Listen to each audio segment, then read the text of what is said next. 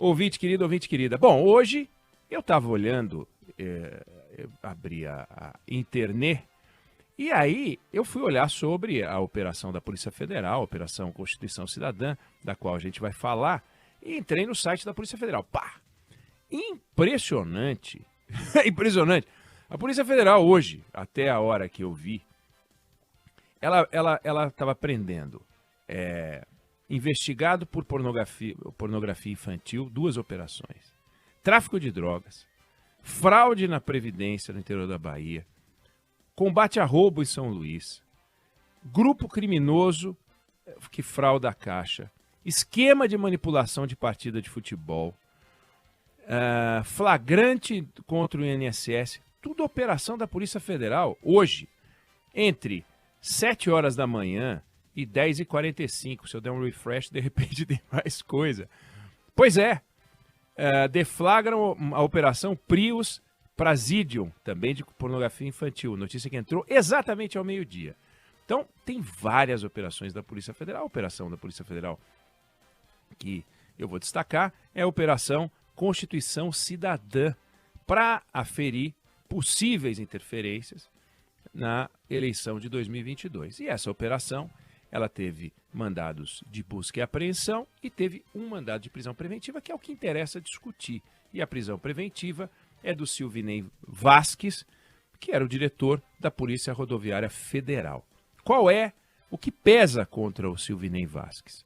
Até onde a gente sabe, a suspeita de que ele teria, no segundo turno das eleições, em 30 de outubro, realizado mais de 500 operações de transporte, quer dizer, que ele teria feito mais de 500 operações em diversas estradas. E quando a gente foi olhar, a proporção tem uma desproporção. No Nordeste, onde há 17% da frota de automóveis, o dobro de abordagens. E por coincidência, ou se não é coincidência, aí vem a denúncia de crime, aonde o presidente Lula obteve o grosso dos votos no Nordeste. Então, essa é a denúncia que pesa contra o Silvinei Vasquez. Silvinei Vasquez preso, Mauro Cid, Anderson Torres em casa, e a gente vê um cerco em torno de figuras que habitavam o governo de Jair Bolsonaro. Que o Silvinei Vasquez tem que se explicar, eu não tenho a menor dúvida. Por que fez essas operações, né? Qual era o objetivo? Não para muito em pé a história de que é uma coincidência, de que não há uma desproporção. Há uma desproporção. Agora, cabe aos investigadores, obviamente, conseguirem provar o crime cometido contra ele. Mas a pergunta que fica é: por que um cara que é indiscutivelmente enrolado, tem evidências de que ele agiu para interferir no resultado da eleição? O que falta entender é o seguinte: por que ele está sendo preso agora, nesse momento?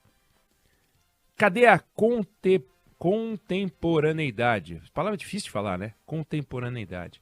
Quer dizer, o crime aconteceu há 10 meses e ele está sendo preso agora. Tanto tempo depois do suposto crime praticado e tanto tempo antes do julgamento. Não teve julgamento, ele não foi julgado. No entanto, ele foi preso.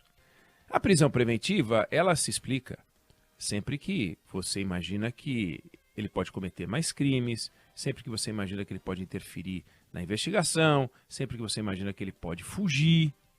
Então, como a gente ainda não viu a decisão do ministro Alexandre de Moraes, a decisão do ministro Alexandre de Moraes tem que fundamentar a prisão. A prisão não pode ser uma coisa arbitrária, a prisão não pode ser algo que o juiz, por entender que pode vir a acontecer alguma coisa sem uma evidência, ele simplesmente a decreta. A gente viu isso acontecer na Lava Jato e o Supremo se insurgiu contra isso. A Lava Jato foi o zera e vezeira do expediente da prisão preventiva. Fazia busca e apreensão, fazia condução coercitiva, que foi proibida, aí começou a fazer prisão. Prisões que depois eram relaxadas, prisões de pessoas que depois não foram condenadas. prisões de pessoas que, a impressão que ficou, que se esperava delas que fizessem uma delação premiada, que falassem. E aí, a partir do momento em que elas, depois de presas, falavam, elas acabavam legitimando a própria prisão, que teria acontecido sem um fundamento, mas que depois, quando a pessoa falou, criou-se a ideia do fundamento a posteriori, e daí então ela entregava um monte de gente. E esse monte de gente que ela entregava gerava prisão, baseada em delação premiada. Tantas e tantas condenações foram revertidas na justiça, porque as delações premiadas, elas são ponto de partida e não ponto de chegada. E elas se tornaram ponto de chegada na Lava Jato em muitos casos. E por se tornarem ponto de chegada, a Lava Jato ruiu, jogando junto, no ralo, uma oportunidade incrível do Brasil realmente passar um pedaço da corrupção a limpo. Por quê? Porque o senhor Deltan Dallagnol, o senhor Sérgio Moro e assemelhados achavam que o objetivo do poder judiciário, o objetivo do sistema de justiça era combater a criminalidade. Vamos combater a criminalidade. Nós e as nossas capas de super-heróis, em vez de analisar com lupa os processos criminais. E assim fazendo, analisando os processos criminais, cumpriu o seu dever. Não, não queriam cumprir o seu dever. Queriam se transformar em super-heróis. Com o poder extraordinário que viram que não tinham, porque existe um negócio chamado devido processo legal, e o devido processo legal não aceita o indevido. E eles partiram para o indevido. E porque partiram para o indevido, eles jogaram a Lava Jato no lixo, ou pelo menos um pedaço da Lava Jato no lixo.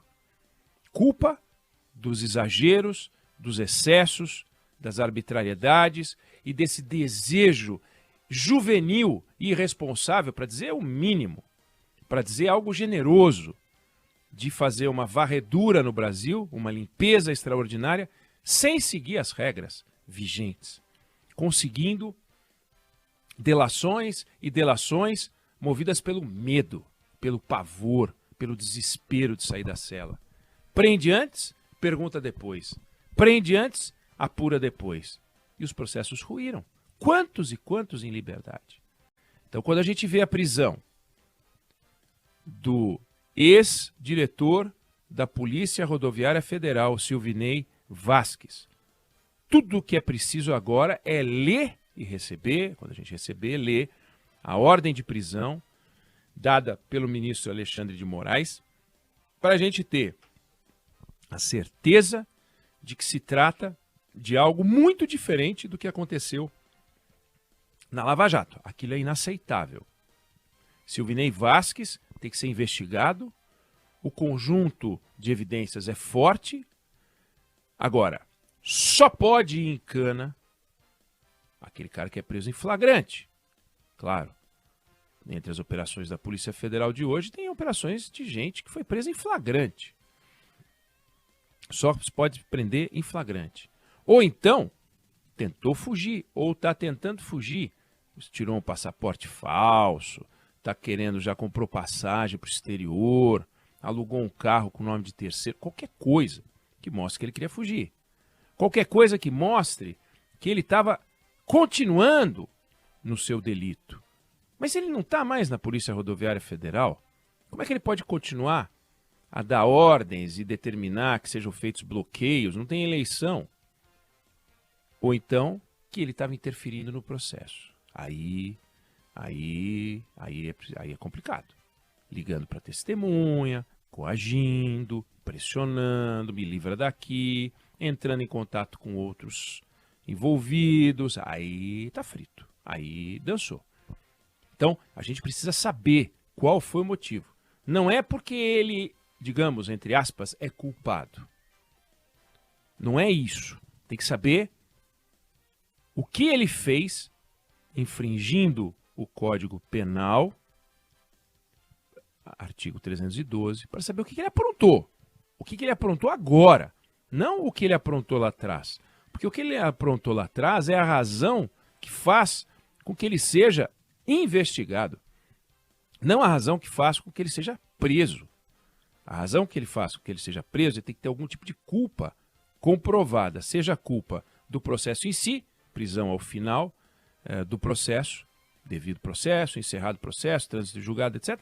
Ou então, estripulias no curso da investigação, com os fatos, com as possibilidades que eu aventei aqui. Aventei eu não, né? O Código Penal, eu não entendo nada.